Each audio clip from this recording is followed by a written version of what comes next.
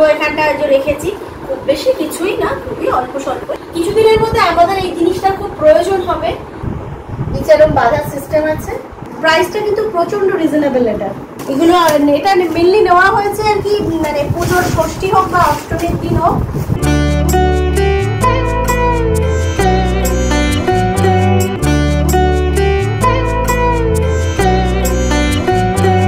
Hello everyone, সবাইকে স্বাগত একটা নতুন ব্লগে। আশা করি সবাই ভালো আছে, সুস্থ আছে, আমরা ঠিকঠাক আছি। না, আমরা খুব একটা ভালো আজকে থাকছিলাম না কিছুক্ষণ আগে অবধি, কারণ সকালবেলা ঘুম থেকে ওঠার পরই কারেন্ট চলে গিয়েছিল। তো যাই হোক, আমি ওই কারেন্ট চলে যাওয়ার ভয়, তোমরা তো যারা আমাদের রেগুলার ব্লগ দেখো জানো আমাদের একটা জলের প্রবলেম হয়, কারণ ট্যাঙ্কিটা আমাদের ছোট। ওই ভয় আমি সাত সকালে ফার্স্ট রাউন্ডে স্নান টান সেরে নিয়েছিলাম, ঠাকুরের জায়গাটা সব করে নিয়েছিলাম। ফার্স্ট রাউন্ডে স্নান, আর সেকেন্ড রাউন্ডটা বাকি আছে। হ্যাঁ, আমার অল রাউন্ড হয়ে গেছে। আমার মেয়ের কিন্তু হয়নি, ও সকালবেলা যেতে পারেনি জলের এতেই। আর আমাদের কিন্তু পুজো, ব্রেকফাস্ট সব হয়ে গেছে। আমরা কিন্তু এখন গ্রিন টি নিয়ে বসেছি। এখন বাজে হচ্ছে 11টা।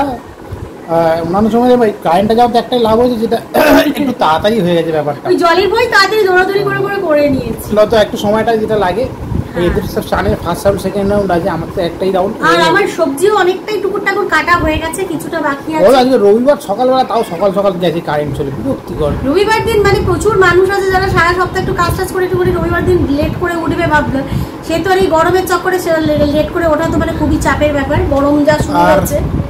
আজকে কদিনই বাকি আছে মোটামুটি, ধরো আমাদের পুজোর। তার পুজোর কিছু আমাদের কেনাকাটা টুকটাক হয়েছে যেগুলো।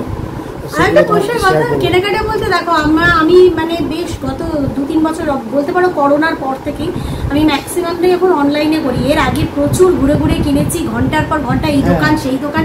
এখন আর আমার সিরিয়াসলি বলছি, আমার ধৈর্যতে কুলায় না, ভালো লাগে না। আর অনলাইনে আমি যখন পেয়ে যাই মোটামুটি ঠিকঠাক, সেজন্য আর অফলাইনে যাওয়ার ইচ্ছাটাও জাগে না। অনলাইনে যেগুলো আমাদের জন্য যেটা পাই সেটা আমাদের জন্য একদম ঠিকঠাক। আমার এখনো অবধি বলতে নেই কোনো সমস্যা, কখনো কিছু হয়নি। এবং কোয়ালিটির দিক থেকে বলো যা, এবং সেটা বাজেটের মধ্যে। আর আমরা কোনোদিনই ব্র্যান্ডেড সেভাবে ইয়ে করি না। ব্র্যান্ডেডটা না আমাদের ঠিক হজম হয় না, জানো তো। হ্যাঁ, আমি ব্র্যান্ডেডটা 500-600 টাকার ওপরে বেশি প্যান্ট আজ অবধি পড়েছি বলে আমার মনে পড়ে না। হ্যাঁ, আমার কেন বলতে হলো 500 টাকার প্যান্ট 2000 টাকা প্যান্ট এর কি লাভ, আলাদা কিছু হবে না। আমি কিন্তু মানে বাতলা দিচ্ছি না, আমি কিন্তু আমার কিন্তু ব্র্যান্ডেড জিন্স আছে। 2000 টাকায় আমার 4টে প্যান্ট হয়ে যাবে, তাহলে 500 টাকা করে ধরলে না। আমার জিন্সটা ব্র্যান্ডেড আছে, আমার ট্রেন্ডস থেকে জিন্স নেওয়া আছে। নষ্ট হয়ে গেলে কষ্টও হবে না ফেলতে, তার মধ্যে ঠিক আছে। ঠিক আছে, এটা সত্যি কথা। মানে কি বলতো, একটু মানে রিজনেবল থাকে বলে না। দেখো এখন ওই পুজো আসছে বলেই কেনাকাটা এখন কিন্তু হয় না। দেখবে প্রত্যেক মাসেই কিন্তু মানুষ কিছু না কিছু নিতেই থাকে। আমিও পুজো শুধু কেনাকাটা, লোকে সারা বছর কি জামা কাপড় না পরে থাকে। আমরা যে জায়গায় বাস করি, আমাদের জামা কাপড় খুব বেশি দিন টেকার কথা নয়। এত গরম, ওই গরম জামা কাপড় আমাদেরকে এসে ধুতেই হয়। বারবার একটা জিনিস ধুলে তো তার তো 12টা বাজবে, সবাই জানে। সে ব্র্যান্ডেড হোক আর নন ব্র্যান্ডেড হোক, ভাই জামা কাপড় যে সুতো দিয়ে তৈরি আছে, সুতোতে একটা সময় গিয়ে নষ্ট হবেই। তো সুতরাং মানে তার থেকে আমার মনে হয় পুজো হিসেবে একেবারে কালীগুচ্ছে কিনছি, সারা বছর কিনছি না সেরকম নয়, মোটামুটি কেনা হয়।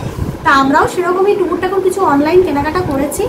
আমি একটু রান্নার কাজের সমস্ত কিছু গুছিয়ে টুছিয়ে নিয়ে, মোটবার রান্নাটা কমপ্লিট করে নিয়ে একটা সময় করে তোমাদেরকে একটু দেখাচ্ছি। কারণ যখন তোমরা আমার পরিবারের লোক, নিশ্চয়ই আমি যা করেছি সেটা তো তোমাদের সাথে অবশ্যই শেয়ার করবো। বলো, এখন মোটামুটি 2টো বাজেনি, এখনো একটু বাকি আছে। আমার মেয়ে কি করছে বলতো, একটা নতুন আমরা লিপস্টিক কিনে সেদিন গড়িয়ে গেলাম না, লিপস্টিক কিনে যখন ঠোঁটে দিয়ে দেখা হচ্ছে কতটা আর কি স্টে করছে ম্যাটি লিপস্টিকটা, সেই জন্য ও ট্রাই করছে আর কি, এরকম একটা ব্যাপার। যাই হোক, তা রান্না মোটামুটি হয়ে গেছে আমাদের। আমার তো জানো, যেই রান্না হয়ে গেল ফ্যানটা চলছে, ফ্যানের তলায় এসে একটু না বসলে হয় না। এতক্ষণ মুখটা ভূতের মতো লাগছিল, ফ্যানের তলায় বসে ঘামটা মনে হয় একটু শুকনো টুকনো হলো। এবার কিছুক্ষণ একটু বসে তারপর যাব খেতে।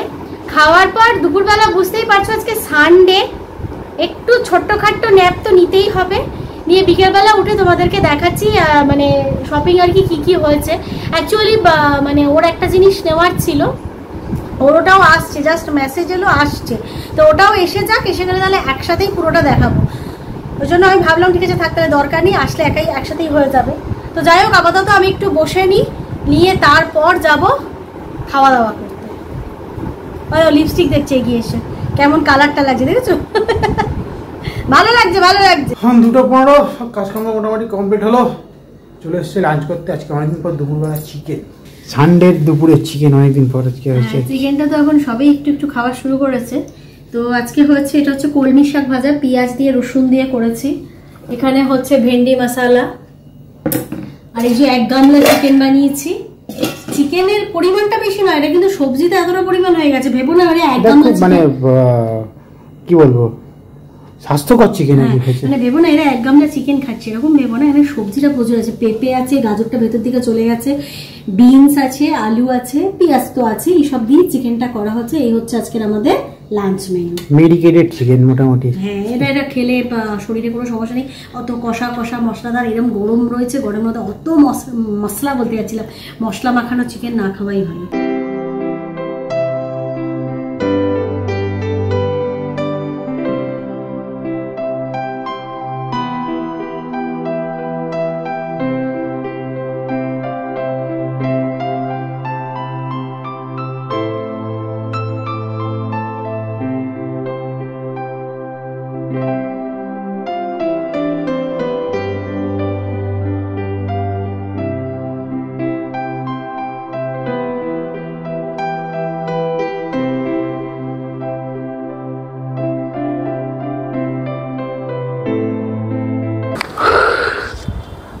তখন 5:30 মতো বাজে, আমি এসেছি ছাদে।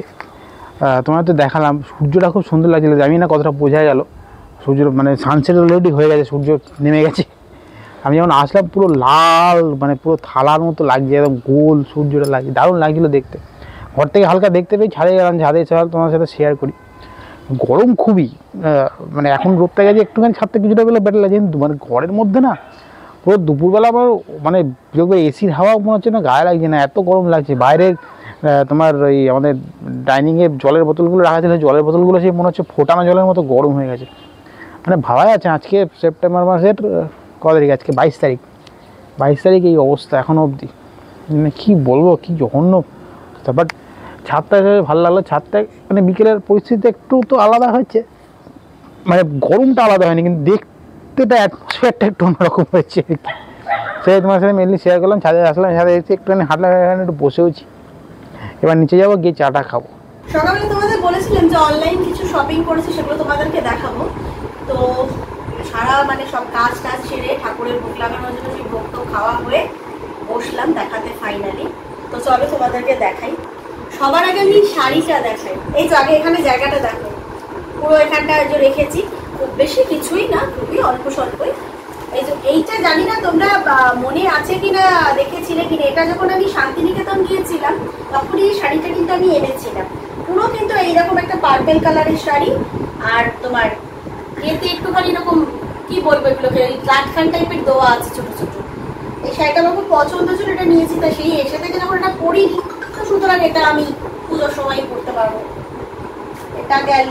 এটা হচ্ছে আমার একটা টপ, উল্টে গেছে এখন, এইভাবে দেখাচ্ছি তোমাদের, দাঁড়াও। এটা একটা এরকম কাপ্তান গোছের টপ আমার এটা। আচ্ছা এইটা দেখাচ্ছি আমার, এটা কিন্তু পুজোয় পড়ার জিনিস না, কিছুদিনের মধ্যে আমাদের এই জিনিসটার খুব প্রয়োজন হবে, সেই জন্য এগুলো আমি অনলাইন থেকে আনিয়েছি। সোয়েট টি শার্ট এই হোয়াইট কালারের, এটা আমার জন্য আমি আনিয়েছি। এটা হচ্ছে অভির জন্য আনিয়েছি, হোয়াইট কালারেরই। হুডি আছে, সবটাই হুডি রয়েছে। আর বলছিলাম না তোমাদেরকে যে মেয়েরও বা আসার কথা আছে, আজকে চলে আসবে। তো মেয়েরও অনলাইন থেকে, মেয়ের 2 বার চেঞ্জ হয়েছে, ভুল চলে এসেছিল, ফাইনালি এইটা এসছে আজকে। এটা মেয়ে, এটা কদিনের মধ্যে আমাদের একটু লাগার ব্যাপার আছে, সেই জন্য কদিনের মধ্যে সাথে তো সারা বছরই এটা লাগার একটা ব্যাপার আছে, বাইরে গেলে তো এমনিই লাগে, কোনো প্রশ্নই ওঠে না।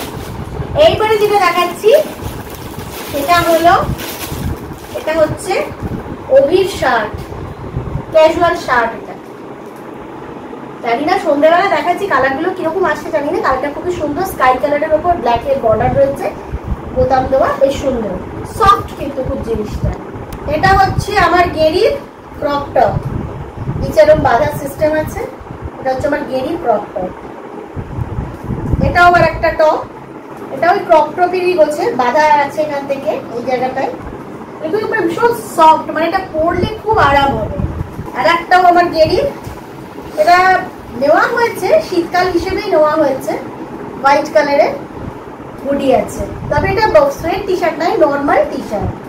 এটা হচ্ছে হচ্ছে অবির প্যান্ট, এগুলো এই ট্রাউজার প্যান্ট গুলো হয় সেই প্যান্ট, মানে প্যান্টটা মানে আসার পরে পরে একবার দেখেছিল, বললো ভীষণই কমফোর্টেবল, খুবই ভালো। প্রাইসটা কিন্তু প্রচন্ড রিজনেবল, এটা ভীষণ ভালো। আর এই দুটো আমি খুলছি না, তোমাদেরকে এইভাবেই দেখাচ্ছি, কারণ হোয়াইট কালার জিনিসটা ভীষণ, বুঝতেই তো পারছো।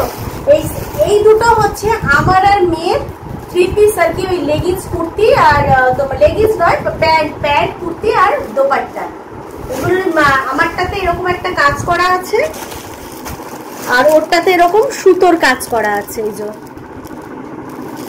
এগুলো, এটা মেনলি নেওয়া হয়েছে আর কি, মানে পুজোর ষষ্ঠী হোক বা অষ্টমীর দিন হোক, যাতে এটা পরা যায় সেজন্যই এটা নেওয়া হয়েছে।